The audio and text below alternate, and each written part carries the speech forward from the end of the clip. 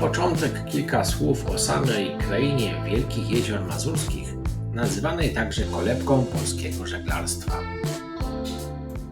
Kraina Wielkich Jezior Mazurskich to obszar wyjątkowy nie tylko w skali Polski, ale także całej Europy. Tworzy go unikalny system połączonych jezior, malowniczych kanałów, dzikich zatok i wysp, będących rezerwatami przyrody oraz miejscami lęgowymi ptaków. Z drugiej strony, tuż obok tej dzikiej natury tętnią życiem gwarne porty w Mikołajkach, Giżycku czy Sztynorcie, pełne tawern i żeglarskiej muzyki. Wszystko to sprawia, że Mazury są prawdziwą perełką na mapie europejskich jezior, w której każdy znajdzie coś dla siebie. Powierzchnia jezior mazurskich to blisko 500 km², a do największych akwenów należą Śniardwy, Mamry, Niegoci. Długość głównego szlaku wodnego z miejscowości Pisz do Węgorzewa przekracza 80 km. Według niektórych źródeł cały żeglowny system może liczyć nawet 130 do 150 km. Region zawiera obszary objęte ochroną Natura 2000. Podczas rejsu można tu spotkać bieliki, czaple, kormorany i żurawie, a także wolno żyjące koniki polskie oraz łosie. Choć Mazury oferują wiele spokojnych miejsc, żegluga wymaga uwagi. Płytkie przejścia, piaszczyste mielizny, kamienie i głazy są tu czymś naturalnym, choć w większości dobrze oznaczone są znakami kardynalnymi. To wyjątkowy region, łączący dziką przyrodę, klimat małych portów i różnorodne trasy, które co roku przyciągają żeglarzy nie tylko z Polski. Nadszedł w końcu czas, żeby przedstawić załogę jachtu Gryfny typu Twister 780. Monika, A, widzę kamerkę stąd. Fajnie. No właśnie, my też widzieliśmy to. Gabriela, Paulina i Stanisław. Zaokrętowaliśmy się na jachcie Gryfny w bazie klubu Naktus, z którym jestem związany. Baza ta znajduje się w przystani Skłodowo, położonej nad jeziorem Mamry na północnym krańcu szlaku Wielkich Jezior Mazurskich. Po krótkim przeszkoleniu załogi ruszaliśmy w kierunku Węgorzewa. Tym razem pogoda w pierwszych dniach rejsu nas nie rozpieszczała. Nad Mazurami rozsiadł się niż z serią frontów atmosferycznych. Temperatury dochodziły najwyżej do 16 stopni. Pojawiały się opady, a wiatr momentami dochodził do 15-16 węzłów. O tej porze roku zwykle można liczyć na nieco łaskawszą aurę, ale cóż, ubieramy się ciepło i płyniemy dalej. Na szczęście pierwszy dzień pozwolił załodze spokojnie się zaadaptować.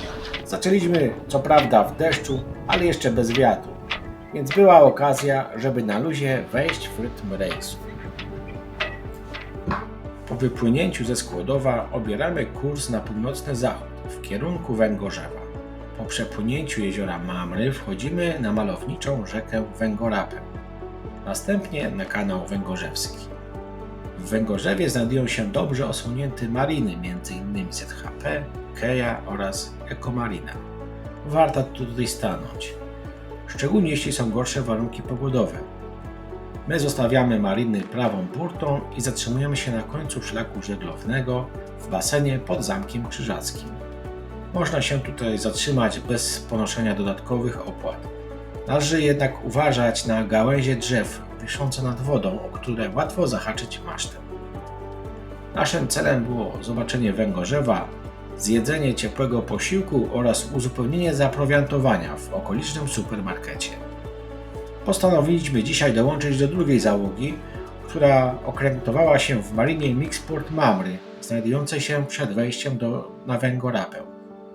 Tym razem więc nie zostajemy na noc w Węgorzewie, ale po zakupach wypływamy w stronę Mixport Mamry. Chociaż w basenie mariny głębokość jest wystarczająca do manewrowania z opuszczoną płetwą sterową, to wejście do mariny krótkim kanałem wymaga podciągnięcia miecza oraz uchylenia płetwy sterowej. Oczywiście informacje te są aktualne w roku 2025. Widać było, iż prace pogłębiające kanał były lub są nadal realizowane. Po zacumowaniu nadszedł czas na pierwsze z serii wspólnych wieczornych spotkań załóg obu jachtów. Kolejny dzień na jeziorze Mamry przywitał nas wiatrem o sile 4 do 5 Beauforta. Dość szybko przeszliśmy przez jeziora Mamry i Kearsarge, a po położeniu masztu przepłynęliśmy pod mostem sztynorckim. Następnie obraliśmy kurs na Sztynort, omijając słynne głazy sztynorckie prawą burtą, oznaczone na wodzie znakami kardynalnymi.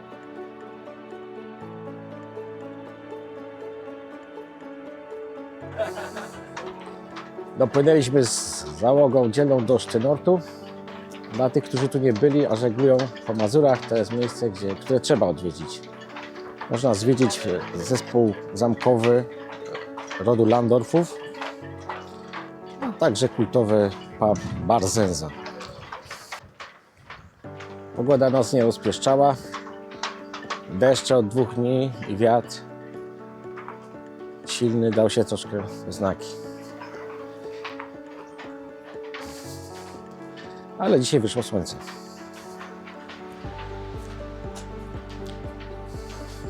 Tak jakbyśmy masztem zwinęli żyłkę. Ryba płynie z nami. Wychodzimy ze Sztynortu. Dzisiaj Paulina jest za sterem. I kierunek, kurs na Zdorkowo.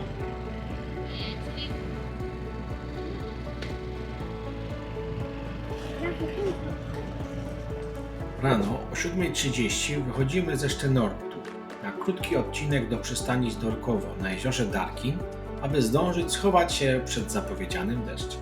Po wyjściu z jeziora Sztynorckiego na jezioro Dargin przywitał nas taki wiatr i fale.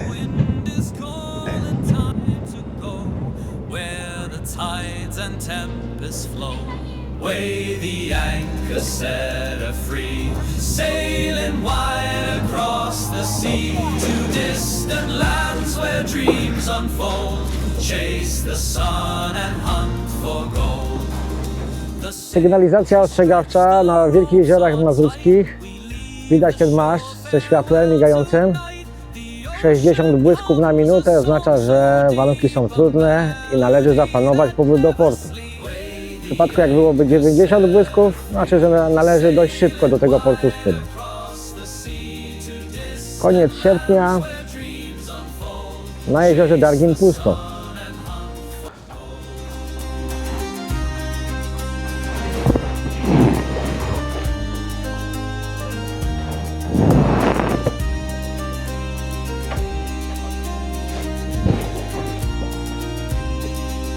The gulls they cry, the waves they dance, Na trawersie znaki kardynalne, pokazują, z której strony należy opłynąć, żeby nie wejść na mieliznę. set her free, sailing wide across the sea to distant lands where dreams unfold. Chase the sun and hunt for gold. Weigh the anchor, set her free, sailing wide across the sea to distant lands where dreams unfold. Chase the sun and hunt for gold. Chase the sun and hunt for gold.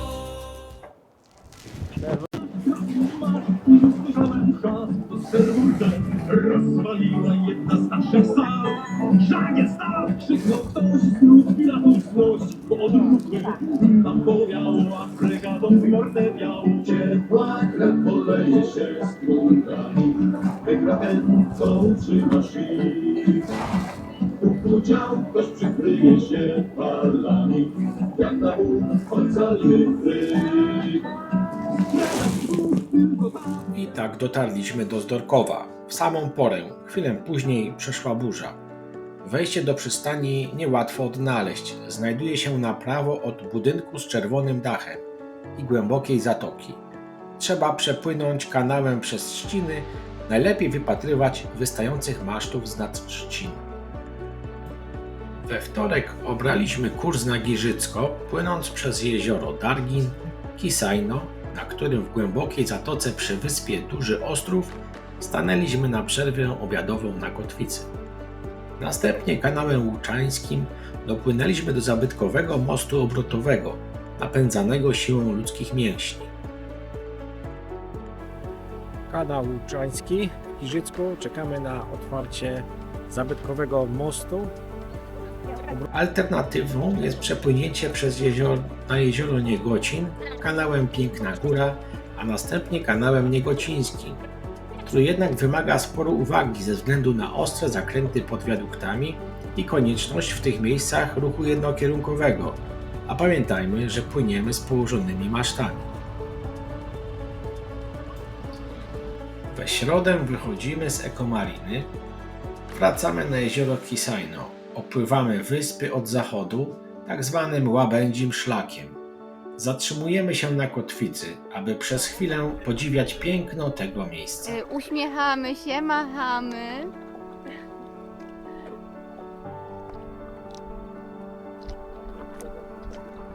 Piotruś, uśmiechnij ta się.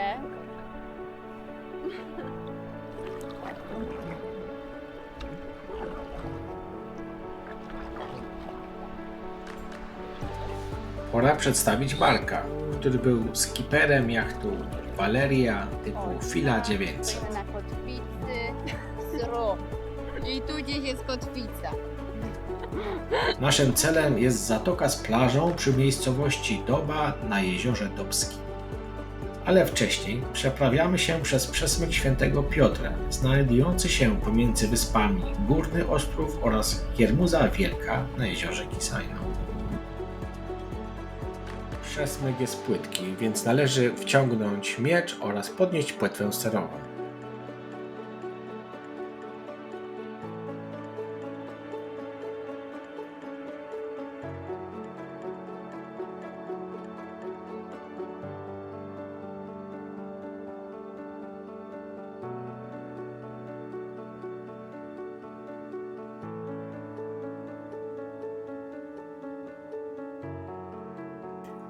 Z jeziora Dargin przez jezioro Łabab wpływamy na jezioro Dobskie, które od 1976 roku jest rezerwatem i stanowi strefę ciszy, to znaczy obowiązuje zakaz pływania przy pomocy silnika. Jest to okazja do ćwiczenia kotwiczenia na żaglach. Jezioro to leży poza szlakiem żeglownym, co oznacza, że nie ma tu oznakowanych przeszkód ani mielizn. W niektórych miejscach głazy potrafią kończyć się tuż pod albo tuż nad powierzchnią wody, zależnie od aktualnego jej poziomu. Można je poznać po gromadzących się na nich mewach, jednak bardziej niezawodnym sposobem jest posiadanie mapy papierowej bądź cyfrowej.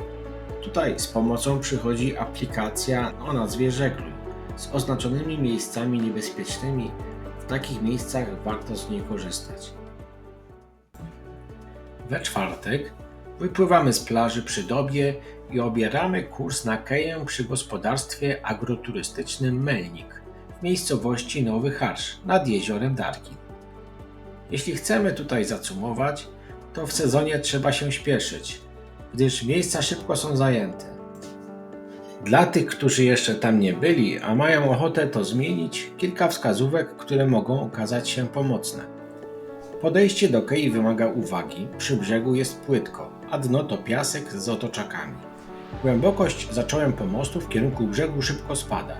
Dzięki temu woda jest bardzo przejrzysta i świetnie nadaje się do kąpieli, zwłaszcza dla dzieci. Od strony północnej, naprzeciw cypla, w jezioro wysuwa się długa mielizna, widoczna po jaśniejszym kolorze wody. Najbezpieczniej więc podchodzić od południowego zachodu. Cumowanie zazwyczaj odbywa się dziobem do boi, rufą do pomostów. Zachodnie boje są dość daleko od brzegu, prawdopodobnie ze względu na większą głębokość i lepsze trzymanie. Z tego powodu cumy dziobowe często wiąże się z dwóch lin, jedna na boi, druga na knadze, bez klasycznego nabiegu. Jeśli brak miejsca z czoła pomostu, można stanąć bliżej brzegu, ale bardzo ostrożnie. Głębokość spada tam nawet do około 50 cm. Warto przygotować załogę do wejścia do wody i podnieść silnik, miecz oraz płetwę sterową, gdy mamy już około 70-80 cm wody. Załoga na desancie sprawdza dno i bezpiecznie wprowadza jacht na miejsce. Miejsce to jest atrakcyjne, ale nie osłonięte od zachodu. Przy silnym wietrze na linii jezior Łabab, Kisaino, Darkin potrafi się zrobić fala, co przy 10-20 cm zapasu wody pomiędzy kamienistym dnem i kadłubem jachtu może skończyć się uszkodzeniem kadłuba. Alternatywnie, mając jacht z małym zanurzeniem i przy odpowiednio wysokim stanie wody w jeziorze, można rozważyć kotwiczenie i wyprowadzenie cum na brzeg bez wiązania do drzew, za to grozi mandat. Kolejna alternatywa to mały parcik należący do tego samego gospodarstwa, położony w odległości około 1 kabla na południe. Tor podejściowy oznaczony jest zieloną i czerwoną pławą, ale przy niższym stanie wody musiałem podnieść miecz i uchylić ster, co przy dodatkowo bocznym silnym wietrze z północy sprawiło, że wejście było wymagające. Za główkami portu, naprzeciw wejścia, znajduje się slip. Nie płyniemy więc do końca na wprost, chyba że czeka na nas przyczepa podłodziowa. Miejsca jest niewiele, lepiej odnajdą się tam mniejsze jednostki. Tym razem jednak nie stałem w tym porcie, więc jeśli ktoś z Was tam był i ma bardziej aktualne informacje lub spostrzeżenia, dajcie znać w komentarzach. W piątek wracamy na jezioro Mamry. Zatrzymujemy się przy plaży w Zatoce Przystań, na jej północno-zachodnim końcu. To tu jeszcze sałatkę zrobimy. Stoimy na dziko, jezioro Mamry. Przystań, miejscowość Przystań. I tu dzisiaj jedzenie nam się skończyło. Były owoce morza, z tego co natura dała. Rak był najlepszym przysmakiem.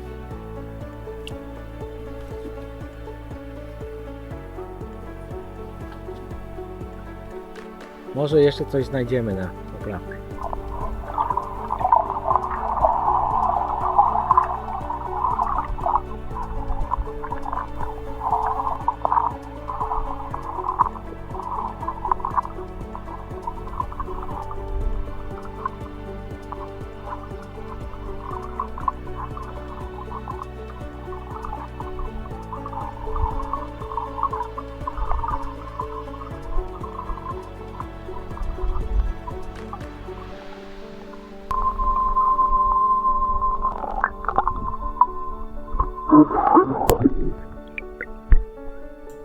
Po południu wracamy do przystani Składowo, kończąc ten rejs przy ognisku.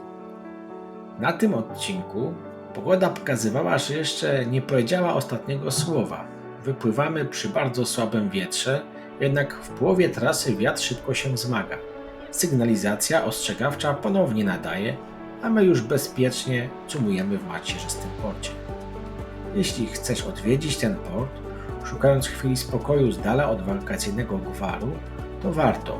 Wejście do basenu portowego i płynięcie jego środkiem zwykle nie wymaga podnoszenia płetwy sterowej ani miecza. Natomiast podejście rufą do nabrzeża, gdzie głębokość spada poniżej metra, wymaga już całkowitego podniesienia płetwy sterowej oraz stopniowego wciągania miecza, tak aby w końcowej fazie podejścia był prawie całkowicie podniesiony. Cumujemy przy użyciu mooringu oraz pierścieni cumowniczych na nabrzeżu. Na dziś to już wszystko. Zapraszam Was na kolejny odcinek z rejsu po chorwackich wyspach, dzikich, pięknych i pełnych żeglarskiego klimatu. A załodze tego rejsu ogromne podziękowania, byliście naprawdę dzielni. Chętnie się uczyliście, wszystko robiliście z dużym zaangażowaniem, a mnie aż miło by było popatrzeć, jak coraz bardziej profesjonalnie sobie radzicie. No i tak to się skończyło, że powoli zostało mi już tylko picie kawy.